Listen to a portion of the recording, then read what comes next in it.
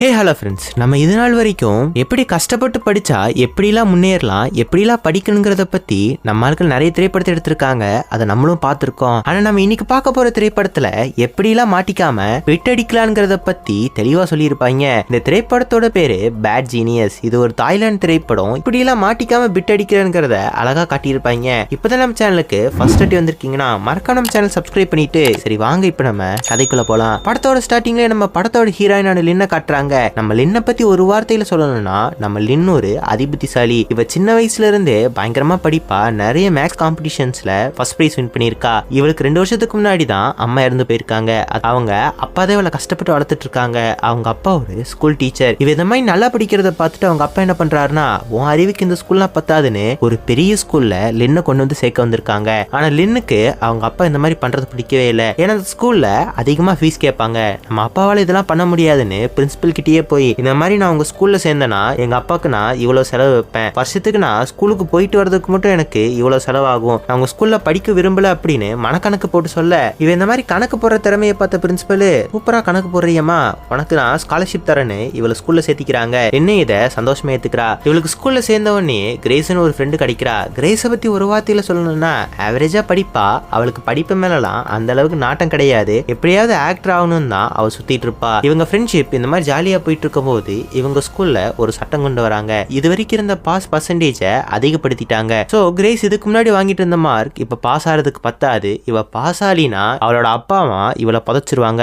இதெல்லாம் சொல்லி லின் கிட்ட அழுதுட்டு இருக்கா. லின்னுமே இவளுக்கு சொல்லி கொடுக்க பாக்குறா. ஆனா எக்ஸாம்னு வரும்போது கிரேஸ்னால ஒண்ணுமே பண்ண முடியல. கிரேஸ் மட்டும் ஃபெயில் ஆயிட்டானா நமக்கு ஃபர்ஸ்ட் கிடைச்ச ஃப்ரெண்ட்ஷிப்பே நக்கிட்டு போயிருன்னு சொல்லிட்டு லின் இப்போ அவ ஃப்ரெண்டை காப்பாத்துறதுக்காக ஒரு முடிவு எடுக்கிறா. அவளோட இரேசர் எடுத்து அவளோட ஆன்சர்ஸ் எல்லாத்தையுமே அப்படியே எழுதி அந்த இரேசர்ல அப்படியே எழுத ஆரம்பிக்கிறா. ஷூவை கலட்டி அந்த ஷூக்குள்ள இரேசரை வச்சு அவ பக்கம் அப்படியே பின்னாடி தள்ளி விட்றா. கரெக்டா கிரேஸ் அதை கேட்ச் பண்ணிடுறா. ஆனா கிரேஸ் திருப்பியும் ஷூவை தள்ளும் போது ஷூவை ரொம்ப முன்னாடி உடச்சு விட, ஆனா நம்ம லின் அதையும் மேனேஜ் பண்ணி பேப்பர் வைக்கிற மாதிரி வச்சு அங்கிருந்து தப்பிச்சிருவா. கிரேஸும் லின்னோட ஹெல்ப்னால பாஸ் ஆயிருவா. இந்த கொண்டாட்டத்தை கொண்டாடுறதுக்காகவே கிரேஸ் அவளோட பாய் ஃப்ரெண்ட் வீட்டுக்கு லின்ன கூட்டிட்டு போவா. அங்கதான் கிரேஸோட பாய் ஃப்ரெண்டான பேனை பாக்குறாங்க. பேனை பத்தி சொல்லணும்னா அவனுக்கு பெருசா படிப்புலாம் வராது. ஆனா பணக்காரி வீட்டு பையன். லின் இந்த மாதிரி புத்திசாலியான பொண்ணுன்னு தெரிஞ்ச உடனே லின் கிட்ட போய் எனக்கு என் ஃப்ரெண்ட்ஸுக்கும் இந்த மாதிரி படிக்கிறதுக்கு ஹெல்ப் பண்ணு, உங்களுக்கு நான் நிறைய பணம் தரேன் அப்படின்னு சொல்ல, லினுக்கு இதெல்லாம் சுத்தமா பிடிக்கல. எங்க அப்பா என்ன கஷ்டப்பட்டு படிக்க வைக்கிறாரு அப்படின்னு சொல்ல,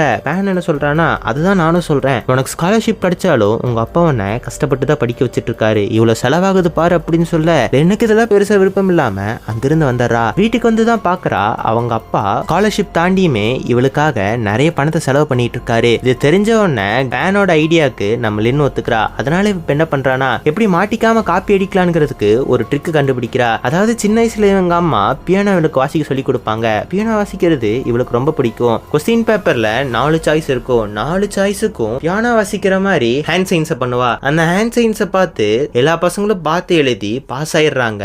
லின்னுக்கும் காசு கொட்டு கொட்டுன்னு கொட்டுது. பாஸ் ஆன பசங்களுக்கும் அவங்க அப்பா அம்மா காரு பைக்குன்னு வாங்கி தர ஆரம்பிக்கிறாங்க. இந்த மாதிரி லின் அவ சம்பாதிச்ச காசுல அவங்க அப்பாக்கு சட்டையெல்லாம் வாங்கி தரா. இன்னொரு பக்கம் அப்படியே லின்னுக்கு அடுத்து இருக்கிற ஒரு புத்திசாலியான ஸ்டூடெண்ட்டை காட்டுறாங்க. இவனோட பேரு பேங்க். லின் மாதிரி இவனுக்கும் சிங்கிள் பேரண்ட் தான். அவங்க அம்மா தான் இவனை ரொம்ப கஷ்டப்பட்டு படிக்க வச்சிட்டு இருக்காங்க.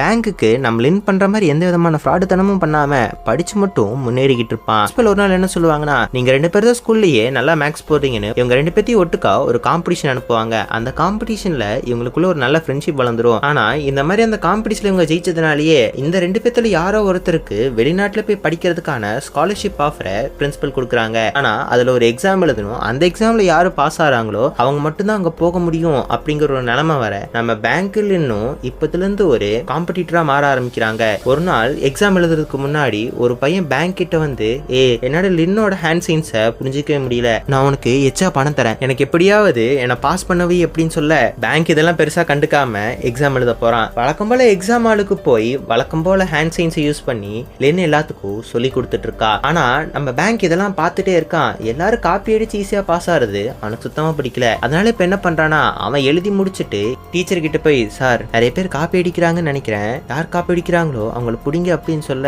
டீச்சர் என்ன சொல்றாருன்னா, அதை நினைச்சு நீ கவலைப்படாதப்பா, இங்க இருக்கிற எல்லாத்துக்குமே ஏபின்னு 2 செட் ஆஃப் கொஸ்டின் பேப்பர் இருக்கு, ஒருத்தங்களுக்கு வர கொஸ்டினே இன்னொருத்தங்களுக்கு வராது அப்படின்னு சொல்ல அங்கிருந்து எல்லாரும் பயங்கர ஷாக் ஆயிட்டாங்க. இப்ப நம்ம லின் என்ன பண்றானா, அவகிட்ட இருக்கிற எக்ஸாம் பேப்பர் ஏன் ஏங்கிறத தெரிஞ்சுக்கிறா. அதனால ஏ இருக்கிறவங்க யார் யாருன்னு ஆன்சர் ரைஸ் பண்ண சொல்றா. பார்த்தா அவங்க கொஞ்சம் பேர் இருக்காங்க, அவங்களுக்குலாம் ஆன்சர் சொல்லி கொடுத்துட்டு இப்ப இன்னொரு பையன் அவன் பக்கத்துல பி செட் பேப்பர் வச்சிருந்திருப்பான். அவன் பேப்பர் டீச்சருக்கு தெரியாம அவ பாட்டுக்கு அதை எடுத்துருவா. இப்ப பில இருக்கிற எல்லாத்துக்கும் ஆன்சர் எழுதி அவங்களையும் பாஸ் ஆக வச்சிடறா. சரி, எல்லாம் சந்தோஷமா முடிஞ்சிச்சுன்னு எல்லாரும் சந்தோஷமா இருக்காங்க.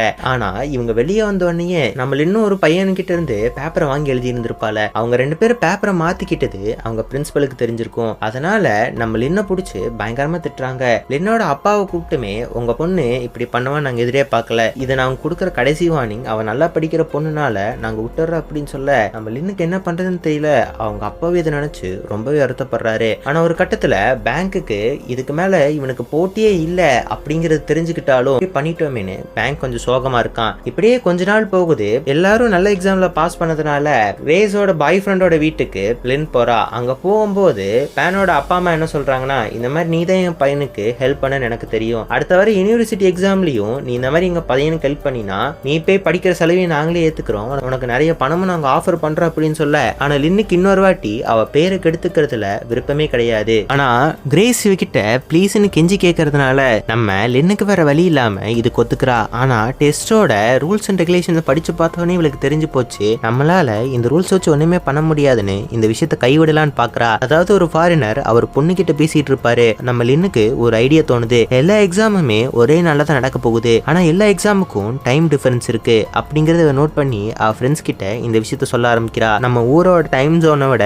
4 மணி நேரம் முன்னாடியே ஆஸ்திரேலியால எக்ஸாம் எழுத ஆரம்பிச்சிருவாங்க. நான் அந்த எக்ஸாமை ப்ரிப்பேர் பண்ணி உங்களுக்கு இங்க நான் ஆன்சர் அனுப்பிடுவேன். அப்படி நான் உங்களுக்கு அனுப்புனா நீங்க அந்த ஆன்சரை வச்சு நீங்க ஈஸியா பாஸ் பண்ணிடலாம் அப்படின்னு சொல்ல, இந்த விஷயத்தை கேட்ட கிரேஸும் கிரேஸோட பாய் ஃப்ரெண்டும் பயங்கர சந்தோஷப்படுறாங்க. ஆனா லின் என்ன சொல்றானா, எல்லா கொஸ்டின்ஸையுமே என்னால மனப்பாடம் பண்ண முடியாது, half of the question answers மட்டும்தான் என்னால மெமரைஸ் பண்ண முடியும், அதனால என்ன மாதிரி புத்திசாலியா இருக்கிற இன்னொருத்தர் கண்டுபிடிச்சே ஆகணும். ஆனா பேங்க் இதுக்கெல்லாம் ஒத்துக்க மாட்டா அப்படின்னு சொல்ல, இப்ப அப்படியே பேங்க காட்டுறாங்க. பேங்க் அவனோட ஸ்காலர்ஷிப் எக்ஸாம் எழுதுறதுக்கு ஒரு நாளைக்கு முன்னாடி காட்டுறாங்க. அவங்க அம்மா துவைச்சு கொடுத்த துணியெல்லாம் டெலிவரி பண்ணிட்டு இருக்கான். ஆனா அப்போ 4-5 பசங்க வந்து இவனை போட்டு அடி நடிச்சு குப்பை தொட்டியில இவனை போட்டு போயிடுறாங்க. அடுத்த நாள் காலையில எந்திரிச்சு பார்க்கும்போது இவனோட எக்ஸாம் டைமே முடிஞ்சு போச்சு. தன்னோட சான்ஸ் மிஸ் பண்ணதை நினைச்சு ரொம்பவே வருத்தப்படுறான். இவன் இந்த மாதிரி நிலைமையில இருக்கும்போது தான் லின் போய், உனக்கு நடந்த விஷயம் எல்லாமே எனக்கு தெரியும், ஏழைகளுக்கு எப்பவுமே இந்த மாதிரி கொடுமை தான் நடக்குது, நம்மளும் சிஸ்டத்துக்கு எகெயின்ஸ்டா இந்த மாதிரி சீட் பண்ணலாம், தப்பு இல்லைன்னு சொல்லிட்டு பேங்கையும் லின் அவளோட கூட்டணியில சேர்த்துக்கிறா. அதுக்கப்புறம் லின்னு பேங்க்கும் சேர்ந்து எப்படிலாம் காப்பி அடிக்கிறங்கிற விஷயத்த நோட் பண்ண ஆரம்பிக்கிறாங்க. டெஸ்ட் மொத்தமா 4 செட்டா நடக்கும். இவங்க 2 பேரும் அவங்களோட போனை பாத்ரூம்ல கொண்டு போய் ஹைட் பண்ணி வச்சிருவாங்க. ஒரு டெஸ்ட் முடிஞ்ச உடனே 5 மினிட்ஸ் பிரேக் இருக்கும். அந்த 5 மினிட்ஸ்ல இவங்க பாத்ரூமுக்கு போய் கிரேஸுக்கும் கிரேஸோட பாய் ஃப்ரெண்டுக்கும் 2 பேருமே ஆன்சர்ஸை அவங்க போன்ல இருந்து அனுப்பிடுவாங்க. இந்த மாதிரி பண்றது மூலமா உங்களுக்கு ஆன்சர் கிடைச்சிரும். நான் சென்ட் பண்ற ஒவ்வொரு ஆன்சர்ஸையும் நீங்க பார்கோட மாத்துங்க. அதாவது ஆப்ஷன் ஏனா ஒரு பார் கோட் இருக்கும், ஆப்ஷன் பினா இன்னொரு பார் கோட் இருக்கும். இந்த மாதிரி பார் கோட நிறைய உருவாக்கி அதை பென்சில்ஸா இது பண்றாங்க. அந்த பென்சில்ஸை ஆன்சர்ஸ்க்காக யாரெல்லாம் பே பண்றாங்களோ அவங்களுக்கு கொடுத்துடலான்னு இவங்க ஒரு பக்காவான பிளான் போடுறாங்க. நம்ம பேங்க்ல இன்னும் டெய்லியுமே வந்துட்டு 4 செட்ஸா அந்த டெஸ்ட்டை பிராக்டிஸ் பண்ணி போன்ல டெக்ஸ்ட்டை சென்ட் பண்ண ஆரம்பிக்கிறாங்க. இப்படியே நிறைய நாள் போகுது. கொஞ்ச நாள் கழிச்சு, அதாவது எக்ஸாமுக்கு ஒரு நாளைக்கு முன்னாடி தெரியாதனமா காப்பி அடிச்சு மாட்டிக்கிட்டோம்னா யாரு மேலே யாருக்கும் சந்தேகம் வரக்கூடாதுன்னு சொல்லி டிராமால இது பண்றாங்க. அந்த மாதிரி இவங்க பேசிட்டு இருக்கும்போது கிரேஸோட பாய் ஃப்ரெண்ட் ஒரு விஷயத்த வளர்றான். எனக்கு பேங்கை பத்திலாம் ஒண்ணுமே தெரியாது, அவன் ஒரு கோமாளி, ஸ்காலர்ஷிப் எக்ஸாமுக்கு முன்னாடி யாரோ ஒருத்தங்க அவனை பயங்கரமா அடிச்சு அவனை குப்பை தொட்டியில் தூக்கி போட்டாங்க அப்படின்னு சொல்ல, இதை கேட்ட பேங்க் பயங்கர கடுப்பாயிடுறான். ஏன்னா இந்த விஷயத்த யார்கிட்டயுமே அவன் சொல்லியிருக்க மாட்டான். வேணும்னே நீ தான் நான் ஸ்காலர்ஷிப் எக்ஸாமுக்கு போக கூடாது, உங்களுக்கு வந்து ஹெல்ப் பண்ணணும்னு வேணும்னே பண்ணியான்னு கிரேஸோட பாய் ஃப்ரெண்டை பிடிச்சி பேங்க் வெளிவெளின்னு எடுத்துட்டு அங்கிருந்து போயிடுறான். இது தெரிஞ்ச உடனே லின்னுக்குமே பணக்கார பசங்களே எப்படிதான் சொல்லிட்டு அவ அங்கிருந்து போக பாக்குறா. ஆனா இப்ப அப்படியே பேங்கை காட்டுறாங்க.